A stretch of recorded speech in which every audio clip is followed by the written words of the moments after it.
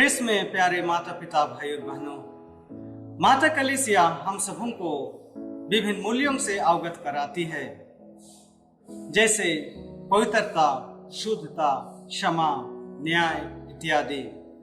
इन मूल्यों में से क्षमा का हमारे ख्रिस्त जीवन में बहुत अधिक महत्वपूर्ण रखता है। क्षमा के प्रति कुछ महान व्यक्तियों के विचार इस प्रकार हैं। हमारे देश के राष्ट्रपिता ने कहा, कमजोर व्यक्ति कभी क्षमा नहीं कर सकता। क्षमा करने का गुण शक्तिशाली व्यक्ति का है। संत पिता अलेक्जेंडर ने कहा, पाप या गलती करना मानवीय है और क्षमा करना ईश्वरीय। संत पिता जॉन पॉल द्वितीय ने कहा, मानवता कभी उतनी सुंदर नहीं होती जबकि वो क्षमा के लिए प्रार्थना करती या किसी को वो क्षमा करती है। माता पिता भाई और बहनों, क्षमा उन फूलों के सदृश है जो कुचले जाने पर भी खुशबू देना नहीं भूलते। आज के पाठों का मुख्य संदेश है क्षमा, क्षमाशीलता या क्षमादान। पहला पाठ प्रवक्ता ग्रंथ से लिया गया है। पहले पाठ के माध्यम से ईश्वर हम सबों को यही संदेश देना चाहते हैं कि मानव के लिए घृणा, ईर्ष्या, द्वेष, जलन, बदले की भावना सब घृणित है, लेकिन हम सब ये पाप कर ही लेते हैं।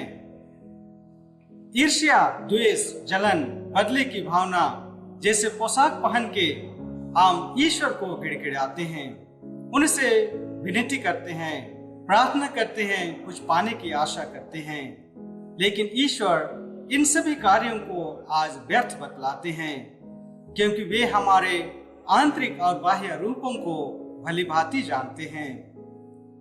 हम अपने ख्रिस्तीय जीवन के वास्तविकता को ना छिपाएं। दूसरे पाठ के माध्यम से हम सुनते हैं, यदि हम जीते हैं तो प्रभु के लिए जीते हैं, यदि हम मर जाते हैं तो प्रभु के लिए मर जाते हैं।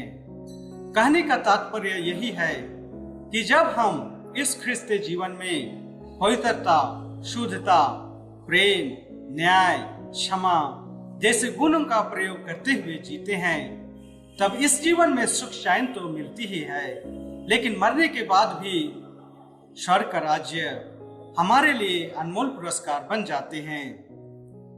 सुसमाचार के माध्यम से हम सुनते हैं कि पेतरुस यीशु से प्रश्न पूछते हैं, प्रभु, यदि मेरा भाई मेरे विरुद्ध पाप करता जाए तो मैं उसे कितनी बार क्षमा करूं? 7 बार तक? यीशु उत्तर देते हैं, 7 बार तक नहीं बल्कि 70 गुना 7 बार तक, अर्थात अनगिनत। ईश्वर के इन कथनों से हमें यही मालूम होता है कि ईश्वर हम सबों को पाप की दशा में कभी देखना नहीं चाहते। संत मत्ती के सुसमाचार अध्याय 6 पद संख्या 14 और 15 में हम पाते हैं, यदि तुम लोगों के पापों को क्षमा करोगे तो परमपिता ईश्वर भी तुम्हारे पाप क्षमा करेंगे। यदि तुम लोगों के पाप क्षमा नहीं करोगे, पिता ईश्वर भी तुम्हारे पाप क्षमा नहीं करेंगे। प्रभु आज हमें चौकस करते हुए कहते हैं कि हमारे इस ख्रिस्तीय जीवन में दूसरों को क्षमा देना ही है और उन लोगों से क्षमा पाना ही है। क्षमा एक गुण है जिसको हम क्षमादान कहते हैं। यह वही दान है जो जितना देता उसे उतना ही मिलता है। क्षमा देने या पाने से हमारे मन दिल में जो नकारात्मक सोच विचार रहते हैं धीरे धीरे मिट जाते हैं। क्षमा हम कर सकते हैं, लेकिन क्या उस दर्दनाक बीती घटनाओं को हम भूल सकते हैं? यीशु प्रेरणा देते हुए हमें कहते हैं, जिस कार्यों को हम असंभव समझते हैं उन कार्यों को हम अपने नियंत्रण में रखें, अन्यथा वे कार्य हमें अपने नियंत्रण में लेकर बुरे कार्य करने के लिए प्रेरित कर सकती है।